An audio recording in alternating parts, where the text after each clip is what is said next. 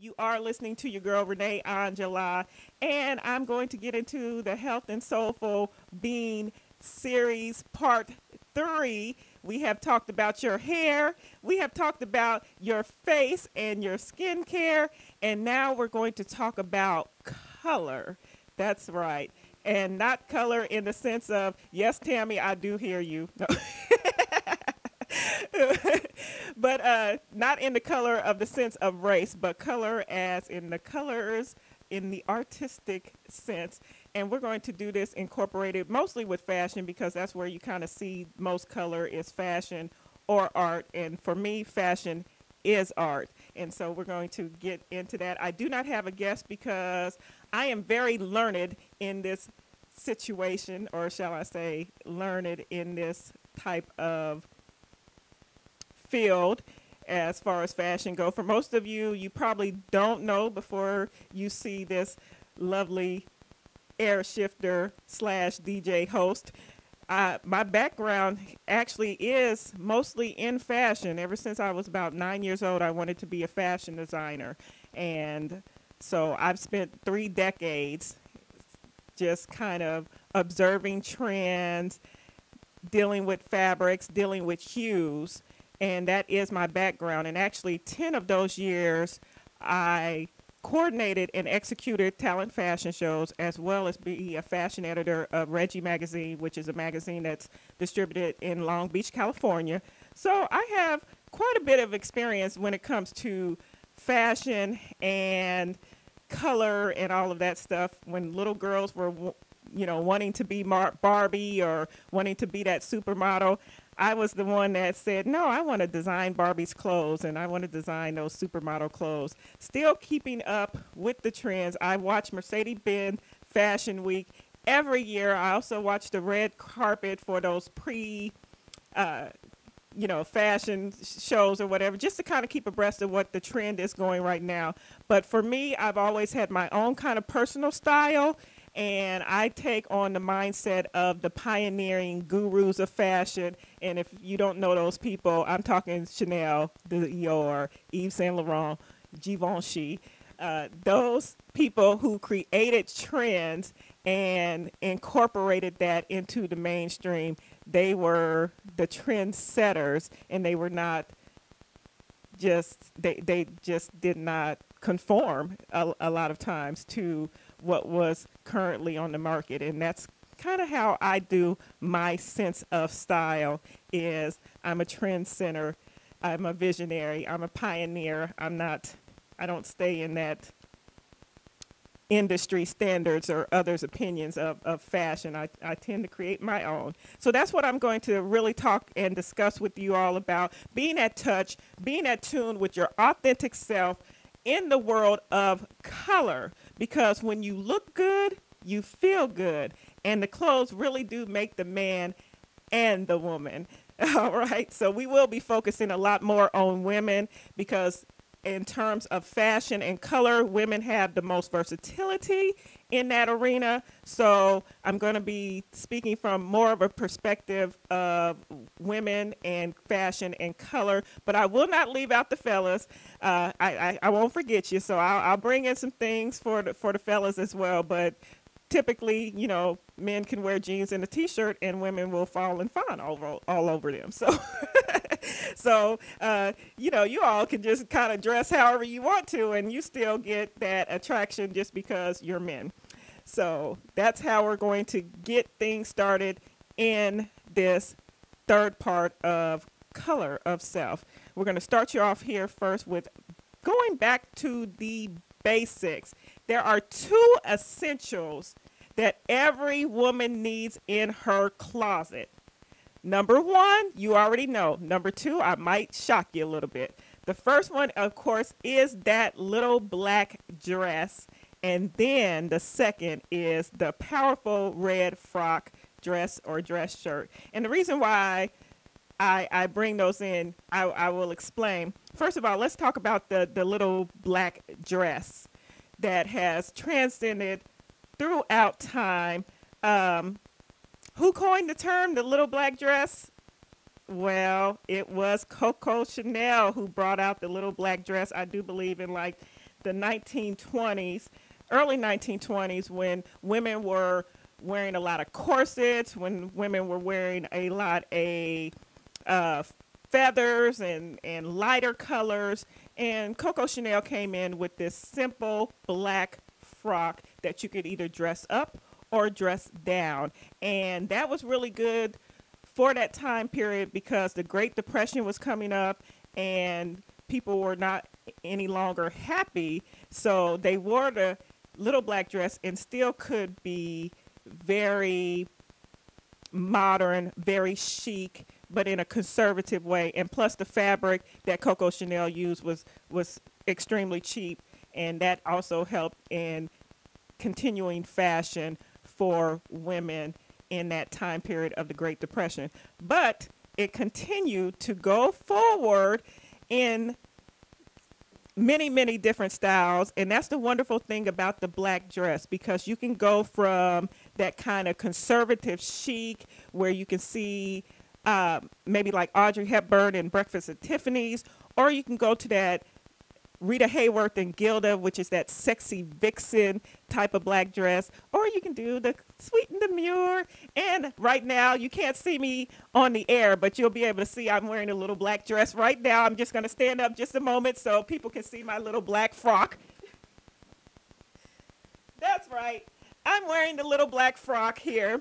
And just very, very simple. And the reason why I'm wearing this is because, like I said, you can dress it up or you dress it down for the day and night. It's pretty much the only essential outfit that you can wear from day to evening. And that is by accessorizing naturally. So you can go into your day jewelry, which might be a little simple necklace, you know, that your grandma gave you or something like that, and some simple earrings. And then at nighttime, you can dress it up, glam it up, bring out your gold jewelry, the big gaudy pieces, or, you know, your diamonds, and couple that with the clutch, and there you go. You have an evening look with your stilettos and maybe a little scarf if that's your thing. I'm not really into scarves around my neck. I wear them around my head for some reason.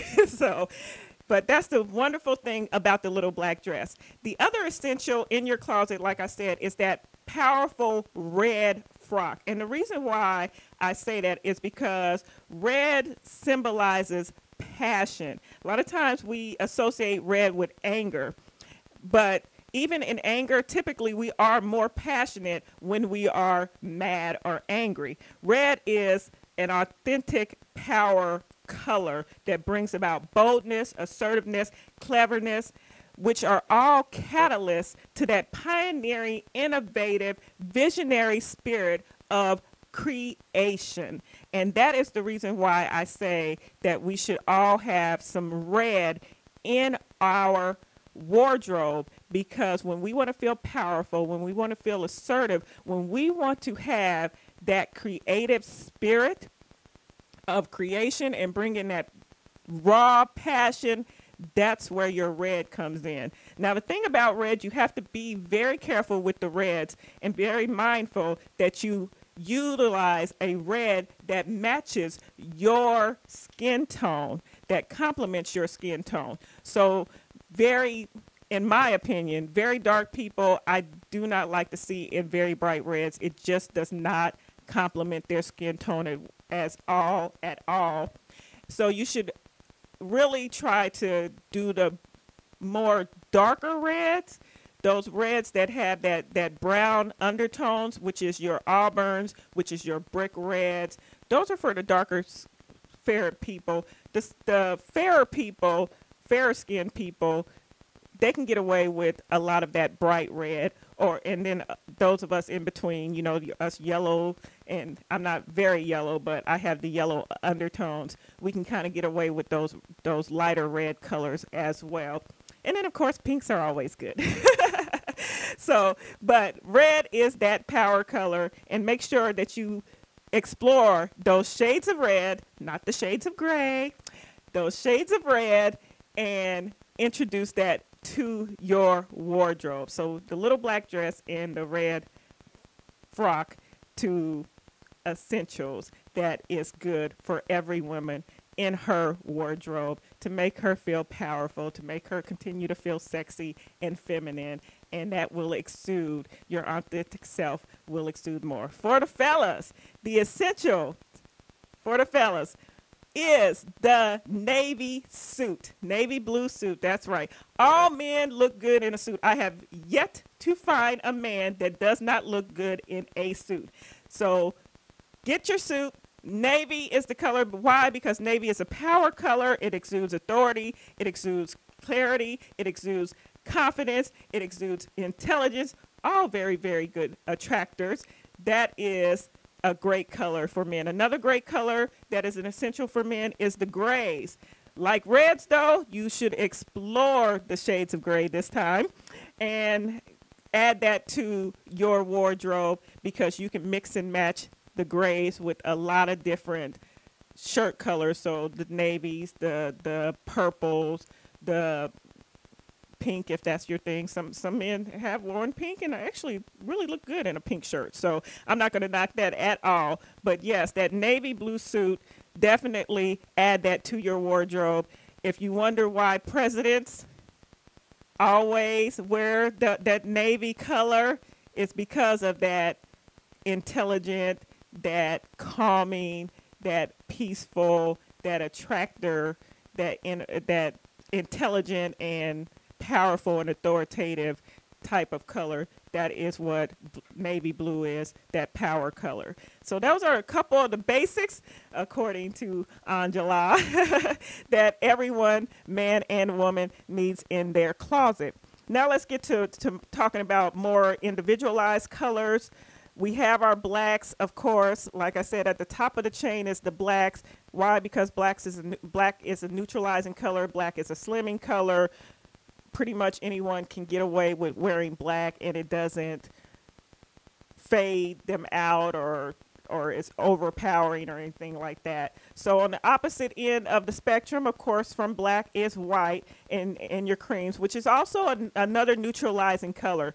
But one of the things I always tell people to be very careful when they're wearing whites and creams is that if you're a fair hue toned person, you're going to have to couple that cream with a bold color so you don't be whitewashed out. And so that's where you should incorporate stuff like or colors like, not stuff, colors like the orange and the reds and bright yellows, just so you can have a contrast to that cream. For me, in my opinion, no one should ever wear pure white unless you are an angel. So even though they say don't wear white after Labor Day, I say don't wear white never day. So there we go with the white. But the creams, though, something with a little bit of yellow undertones or the brown undertones to kind of give it a little bit of hue to the white, definitely go with that. I have a closet full of cream in my closet, and I do couple it oftentimes with a very bold color, a red or a very striking shirt, so that the attention is still on me and exuding me, because like I said, white is that neutralizing color.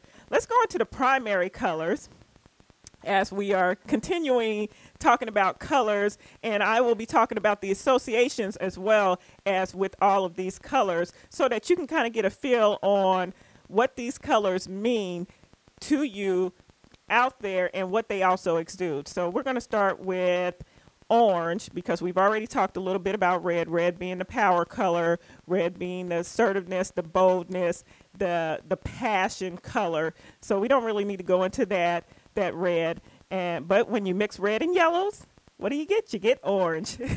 We got to go back to the basics. Red and yellow makes orange. And orange is a color of creativity and manifestation. It's also a very active color. Even though it's a warm color, it's a very active energy color. So if you want to have some energy, or like on a day like this where it's kind of gloomy and you're just kind of slugging out of bed, bring out that orange, pull out that orange, and put some orange on to give you a little bit of activeness, a little bit of flair, and a little bit of creativity that will make you go into high gear. when you're wearing your orange, couple it with a tan or a gray. Those are pretty much the better colors to couple your orange with, so that you can still exude that energy, but not overpowering, because that's the one thing you never want to do is overpower yourself, because then you will lose control and chaos will come. So orange coupled with tan and grays is a very great.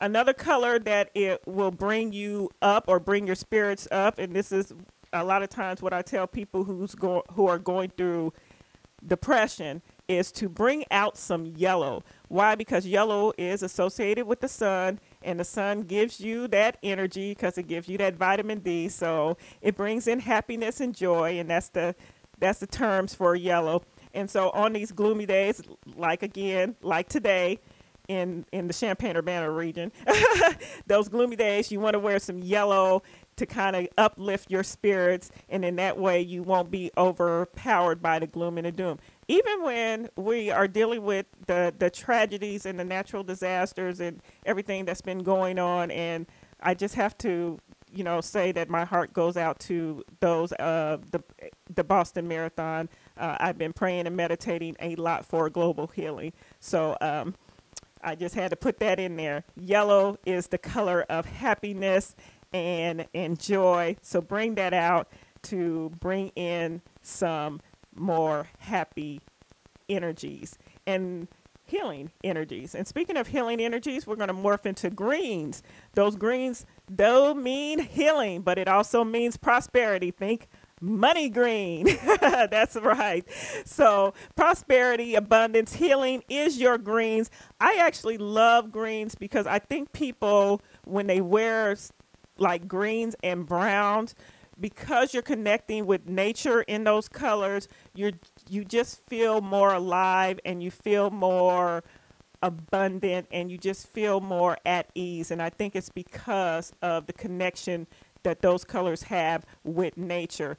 Green is for fertility, green is growth. So you just have a very good feeling when you wear those greens. And a lot of those greens, other than lime green, I'm not a big fan of lime green, but those other greens, as you go down the chain, the darker greens, the forest greens, those kind of things, that is a great and wonderful color to wear when you are trying to exude your prosperity or try to get some type of healing. And that also is very good when you're decorating your house, but we'll get on that on another day. So greens, you can couple with the blacks, the gray, the browns, the tans. Green is one of those colors that you can pretty much couple it with any other color, and it's good except for red, unless you're a Christmas tree. Do not wear red with green, although red is the complement of green on the color wheel, but in fashion, that's a fashion don't. Unless you're a Christmas tree and it's Christmas time, then you wear the red and green. So now let's see, I talked about blue being the clarity, but also one of the aspects of blue that I did not mention when I was talking about wearing the navy blues. Blue is the color of communication. And so when you're in a professional environment or at speaking engagements, blue is pretty much a really good color for you to wear because it exudes that communication, that clarity of mind. It's calm like water, so it makes people feel at ease. Like I said, this is why your presidents tend to wear a lot of navy colors in their suits, because it has that calming effect overall on people to make people recognize you and make people actually listen to what you have to offer. So that's your blues. Going down more into the darker hues, purple is another great color because purple has been associated with royalty for thousands of years, going way back to the Egyptians. That's the power color, royalty, purple. I tend to shy away from purple unless it's a special occasion or a holiday. So Easter, you can get away with the lavenders and the purples, or weddings or proms. That's where you can kind of bring out that purple color, because the complement of purple is actually gold. And so gold is usually more for that evening wear and those special occasion type of things. So there you go with the purple. And that's my color wheel in the sense of color to bring on to you in this color of self. Now, as we talk about the color of self, we've talked about the outward colors. Let's talk about the inward colors. And I'm going to give you an exercise. I love giving exercises to find your personal power color.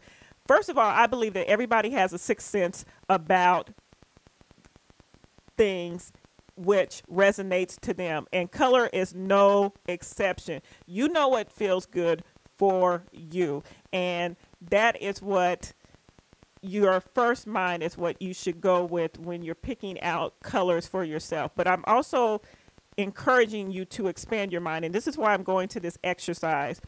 Where is the place that has the most colors in one place? Your home stores, so Home Depot, Menards, Lowe's, whatever. Go to their paint section and just stand there for a moment and look at the array of colors, and then go to the color that most resonates with you at that time. Now, what I advise is do not go already with your mindset, I'm going to pick this color. What we want to do is tap into that subconscious mind. That is the mind that really knows your soul's code. A lot of times we work out of that ego mind and we want to make a decision already. Okay, I'm going to go with this color. And that may not necessarily be your power color. That may be your comfort color for your ego. So we want to get you into your subconscious mind. So don't have any preconceived notions of what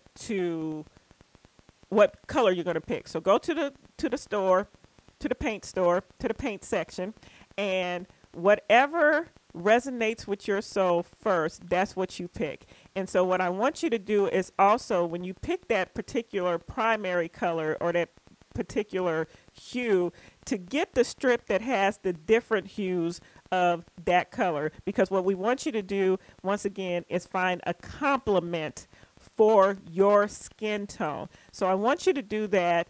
Get the strip that has the different hues of the color that you resonated with. And I want you to do that 3 times, because why? I want you to have some versatility in your closet. That way you can mix and match and you don't have a closet full of just all one color, because on another day you may want another color. So do that 3 times.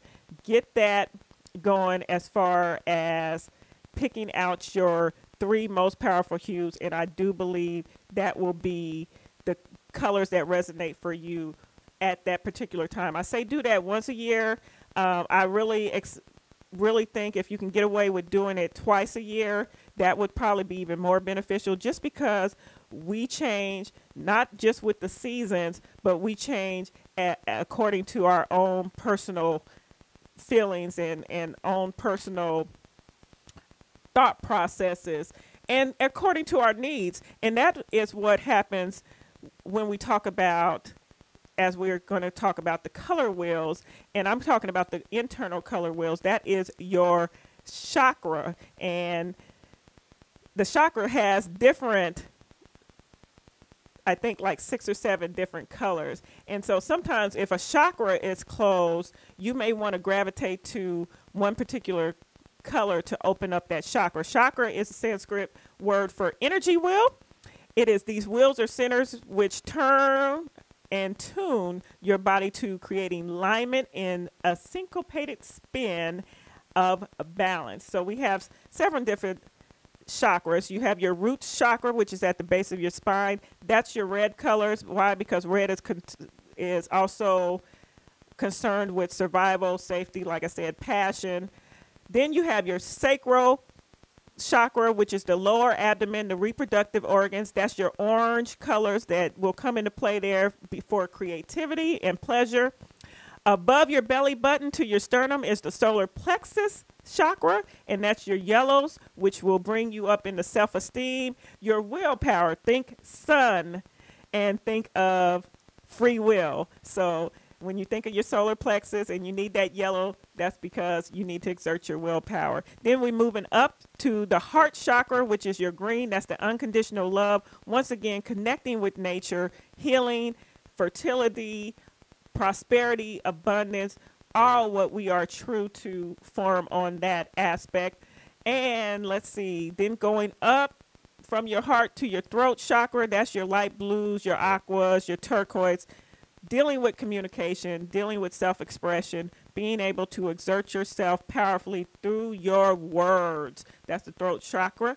And then coming up to the middle of your forehead above your eyes, that is what we call the third eye chakra, which is by the color indigo, which is a combination of kind of like a bluish purple type of thing. And that's for your insight and your clarity. And then at the top of your head, your crown head, that's your violet. That is your consciousness, your Buddha consciousness, your spirituality, your God consciousness, whatever you want to call it.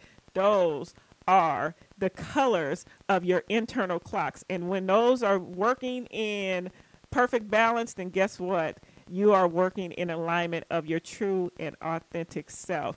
And sometimes the self has to resonate from the outside for you to get to the inside. But I say resonate from the inside to the outside. And that is your color of self. So as we end this, as always, I am sending out blessings of peace, love, and bliss until next time when we come out with another part of the Health and Soulful Being series. I've got so much going on. I've got emails like crazy that I need to address and get you some more Health and Soulful Being people in here to bring out some more getting to your authentic self, getting to your true well-being here on 90.1 FM, WEFT, with your girl, Renee Angelah. Thank you to UPTV, who is taping this as we speak. Thank you, Jason Liggett, for coming in so early in the morning on a rainy day. And we are going to keep it going in your soulful being here on 90.1 FM, WEFT, with your girl, Renee Angelah, signing off. Peace, love, and bliss. Take care.